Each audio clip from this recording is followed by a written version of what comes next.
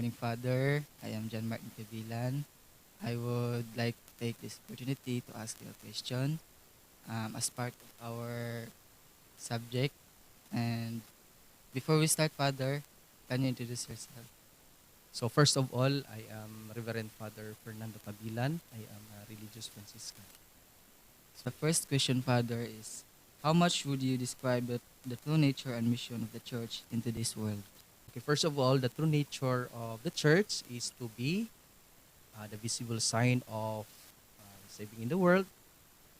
The church is both divine and human. Ang Ginoo, 100% siya nga Ginoo, 100% po siya nga tao. And it is founded by Christ, guided by the Holy Spirit, and live out to the faithful. And its mission remains the same as the beginning, to proclaim the good news for salvation, salus animarum, to sanctify to the sacraments, and to serve especially the poor and the lost. So sa kalibutan, ano na hinumduman nga puno sa kalibog, kabahin-bahin, o espirituhan ng kagutom.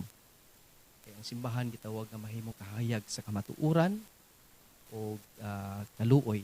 Usa kini kadapit sa panagtagbo diin ang mga tawo makasinati sa kaluoy sa Dios. And then we must continue the mission of Christ by witnessing His love, not only His words, but in action. Especially those who feel abandoned or forgotten. In my vocation, how do you personally live out and represent the church mission? So, as a priest, I live at the church mission by being servant of Christ and His people. So every Mass, I celebrate every confession nga akong gipaminaw sa sacrament or any sacraments. These are moments where I represent Christ sa pagigugma sa Ginoo. So unaning kamot ko nga puy-an kini nga mission sa simbahan by being close to the people. Pagpaminaw sa ilahang mga kalisdanan, and guiding them with compassion. Then, through preaching, through pastoral work, through simple act of charity, I try to make the church visible. So sa ato pa, aron mapaduol ang mga tao sa simbahan, ako maningkamot nga ipabati usab nako ang gugma o kaluoy sa Dios. Ang akong pagkapari dili lang usa kini katungdanan. Apan usa kini ka inadlaw-adlaw nga tawag o paglangkob sa kasing-kasing sa maayong magpalantay. So the third question, Father, why is it important for the faithful to understand the church is one, holy, Catholic, and apostolic? So why is it important for the faithful to understand that the church is one, holy, Catholic, and apostolic? So first, the church is one because we share one faith, we share one baptism, and one Lord. And the church is holy not because all her members are perfect. It's because the author of this church is holy. Si Kristo na banal. The church is Catholic, meaning universal. So from the word Catholicos, from the Greek word Catholicos, the church, especially her mission, extends to all peoples, races, and nations. That is why the Catholic Church is not an exclusive church. The Catholic Church is inclusive church, meaning this is church for everybody.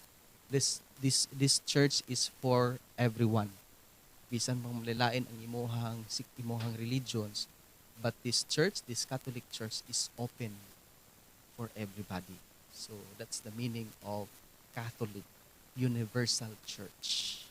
The church is apostolic tungod kay gitukod kini diha sa pagtuo, witness of the apostles. nga naa diha sa authority. And this authority continues with the bishops and the pope. Mo nang ang atong simbahan is hierarchical, no? Natay Santo Papa, natay mga obispo, naputay mga kaparian. Mo na nga antod karon nagpabilin ang mission sa simbahan. Number 4, how did you live your evangelical counsels faithfully? How do I live my evangelical counsels faithfully? Poverty, chastity, at obedience. Ang pagkakabos, ang pagkaputli, ug pagkamatinumanon. I live these evangelical counsels as my personal path, following Christ more closely. Through poverty, naningkamot ko nga musalig sa hingpit sa Dios, to live simply, to use material things responsibly, and to share generously with those in need. And it reminds me that my true treasure is Christ alone. Through chastity, meaning ana akong gihatag ang akong kaugalingon sa bug-os ngadto sa Dios ug sa iyang katawhan uban sa walay pagkabahid, no? Undivided heart. Walay pagkabahin nga kasing-kasing. Kaya ako ang pagkaputli apan usa ka mas lawom nga gugma, usa ka paagi nga i-embrace nako ang tanang tawo ingon nga akong pamilya diha ni Kristo. Through obedience, I unite my will with God's will. Gipahayag hinaagi sa simbahan ug sa akong mga superiors. Ang among obedience, kung ikaw dayosano nga pari, ang imong obedience dito sa obispo. Kung ikaw religious pod nga pari, ang imong obedience dito sa mga superiors. Pero if you are in the diocese, of course, bisan na imong superior diha ang inyong community, magpabilin gihapon ang imong pagkamapaubsanon, pagkamasinugtanon sa obispo. Kaya kami mga pari, mga religious, mga diocesan nga mga pari, inulaman raman ang among gahom sa obispo. Kung kuhaan kami faculty sa obispo, wala kami gahom na magmisa.